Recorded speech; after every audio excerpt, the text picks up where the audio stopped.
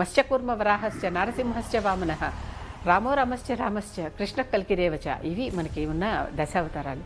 దాంట్లో పరశురాముడు అవతారం అప్పటికే క్షత్రియులంటే విసిగెత్తిపోయి క్షత్రియులందరినీ ముమ్మారు భూప్రదక్షిణం చేసి కనిపించిన క్షత్రియులందరినీ చంపినటువంటి ఎందుకని వారిలో ఉన్న క్రూరత్వాన్ని ఇప్పుడు రాబోయే కల్కి అవతారం కూడా అదే. కాస్త అందరినీ తస్మాత్ జాగ్రత్త బహుపరాకం చెప్పాల్సి వస్తుంది.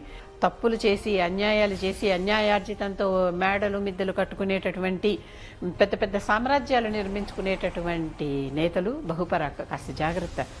ఒకప్పుడు పరశురాముడు చేశాడు ఈ పని, రాబోయే రోజుల్లో కల్కి చేయబోతాడు. అంటే ఏ చేసినా మళ్ళీ దిద్దుకోవటం కూడా తెలిసినటువంటి శక్తి. కోపం వచ్చేసింది, కొడుకుల్ని పిలిచి ఈవెంటి తల నరకేమన్నాడు. చిన్న మస్తా. భీష్ముడు కూడా గురువు పరశురాముడే ధనుర్విద్యకి పరశురాముడంత గొప్పవాడు ఇంకొకరు లేరు. బ్రాహ్మణ కుటుంబంలో పుట్టిన క్షత్రియ లక్షణాలు కలిగినటువంటి వ్యక్తి.